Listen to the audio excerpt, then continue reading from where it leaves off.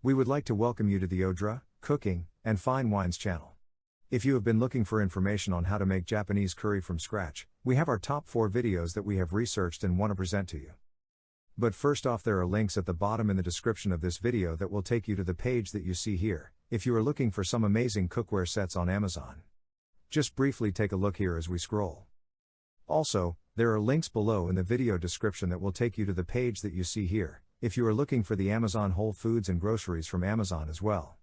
Just briefly take a look here as we briefly scroll as well. Also, be sure to hit that like button and that subscribe button for us as well. But now, let's get to our selection of videos that we have researched for how to make Japanese curry from scratch. Video number 1 is from the CHIBI Chef, Japanese Home Cooking, YouTube channel. Video number 2 is from the CHIBI Chef, Japanese Home Cooking, YouTube channel. Video number 3 is from the Bayanihan Cocina, YouTube channel. Video number 4 is from the Mish's Life, YouTube channel. Video number 1 is from the CHIBI Chef, Japanese Home Cooking, YouTube channel. Slice onions thinly. Cook the sliced onions with the beef. Add salt and black pepper. Cook until the onions are brown. Cut potatoes. Cut 1 carrot. Kiddo. Add flour and curry powder in the pot. Mix them well. This curry powder helps to make tasty Japanese curry. Add grated garlic and ginger. Add the potatoes and carrot. Mix them with the curry paste. Add the chicken stock. Cook for 20 to 30 minutes until the veggies are cooked. Add salt, black pepper, and brown sugar. It's done! Video number 2 is from the CHIBI Chef, Japanese Home Cooking, YouTube channel.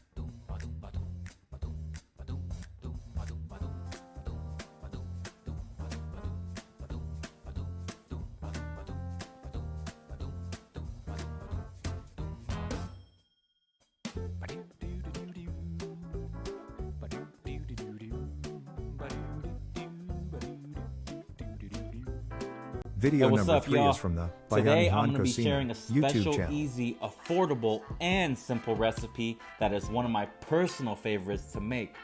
Follow us on Instagram right now and see all the food we'll be cooking up in the future. So for this recipe, you're going to need onions diced in large pieces and small pieces, potatoes in large blocks as well, carrots also sliced in large pieces, garlic minced down, mushrooms sliced, an apple, any Japanese curry packet of your choosing, and any protein of your choosing. Now to start off, you want to get your pan sizzling hot and then add your oil. Then we're going to proceed to add the beef to get it all brown and beautiful and give it that color. After a little bit, we're going to add the garlic to give it the aromatics to hit your whole home with that beautiful, beautiful smell. Also remember to always salt and pepper your food as you're cooking. A tip that I got from watching Gordon Ramsay a lot, and he said garnish everything. So I started doing that myself, unless you're trying to be a little healthier. I also add red chili flakes because I ran out of Thai chilies and I love cooking with Thai chilies, so that's what happened. Now the beef is looking really nice and brown, so I'm gonna put that to the side and add our onions. And again, these onions are gonna start bringing that aroma into the building. With the onions, we're gonna toss it a little bit more, and then we're gonna slowly add everything else.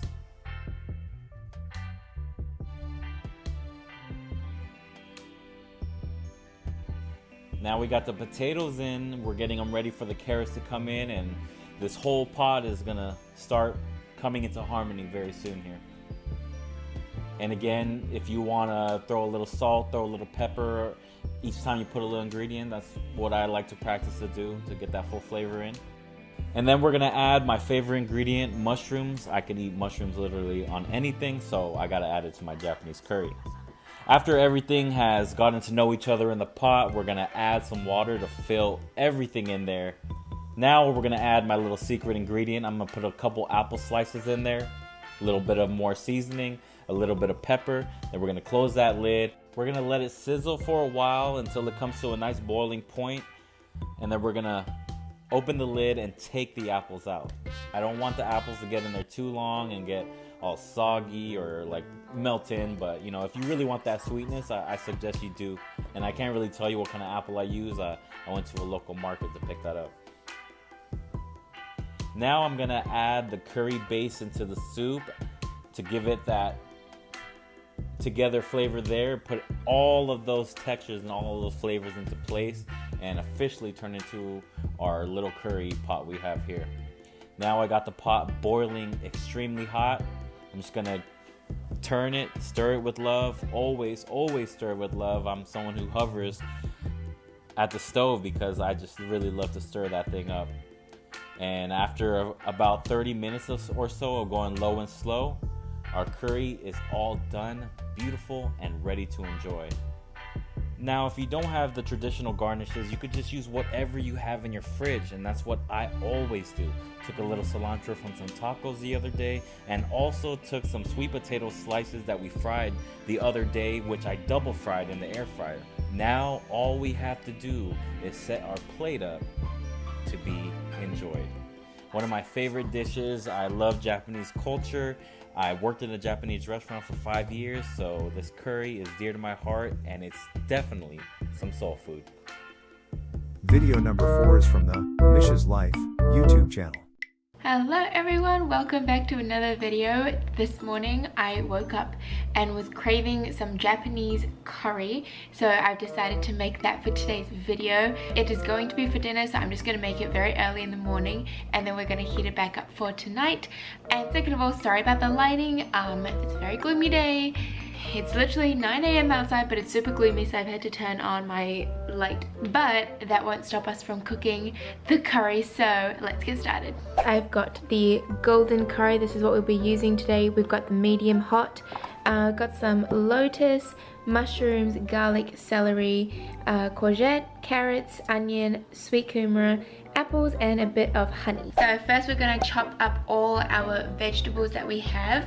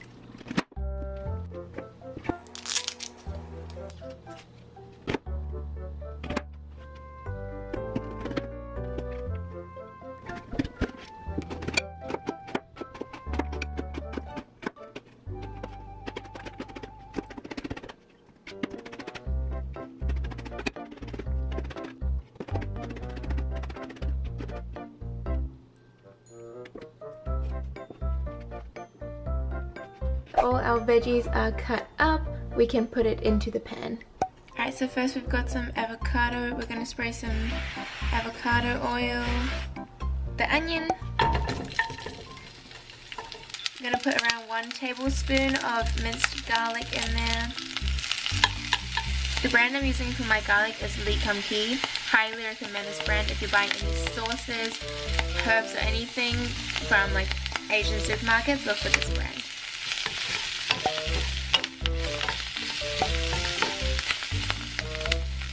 I'm going to add in my kumara pieces because they take way longer to cook. Put in the carrots, zucchini, lettuce,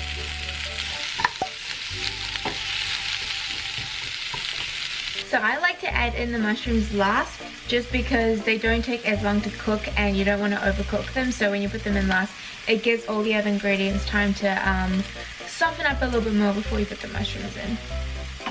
And then now we're going to add in the mushrooms. Now that all the ingredients are basically softened or kind of cooked a little bit more, I'm going to add in 1 cup of water and a few blocks of the curry and then go with the ratio from there.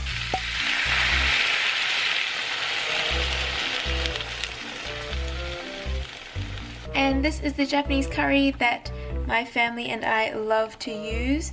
It comes in little cubes like this, just like cubes like that. The flavor is quite strong, so I don't tend to add too much at the beginning and just see how they go once it's all melted down. They melt down super quickly and the flavor is just, it instantly smells like Japanese curry. Just got around half a cup more water here.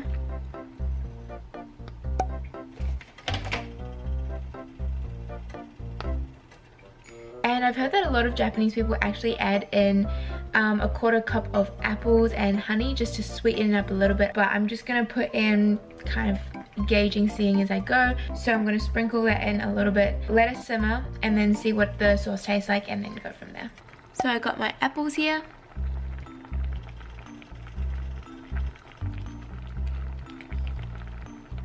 And then for honey, I'm using this local honey that we found at the farmer's market. It's Gaia's Harmony Farm buckwheat honey. Not a lot left. I don't want my curry to be too sweet, so I'm just going to put in a dash of honey there, right in the middle. And we're just going to season it with some extra pepper.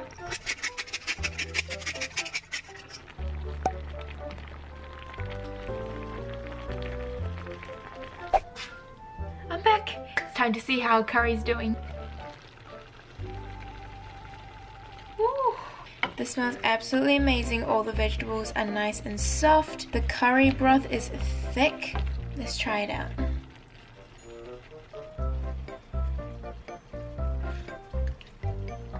Ooh, yeah, I put a bit more apple in there actually.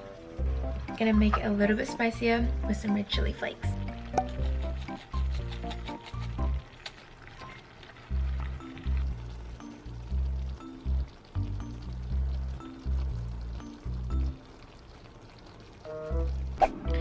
Alright guys, it is now dinner time, and as I said, I've got my bowl of curry here. I'll give you a little close up later. I've also put it with some brown rice. So here is my bowl of curry. Oh, it looks so good. I made sure to put a lot of sauce in. And here is the brown rice underneath. Let's give it a test try. I'm gonna try to get everything in it. A bit of zucchini, a bit of carrots.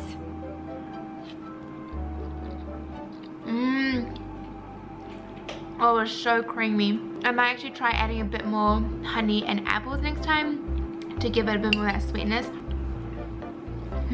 But anyways, that is the end of my video. I really hope you enjoyed it. Thank you so much for watching me make my Japanese curry.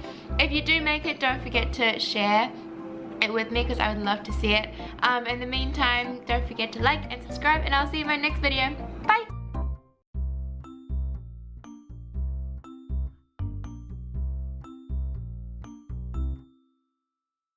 Now, once again we would like to thank you for watching our top 4 videos for how to make Japanese curry from scratch.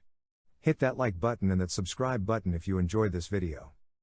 Also remember that we have links below in the video description that will take you to the Amazon page that you see here, for some cookware sets.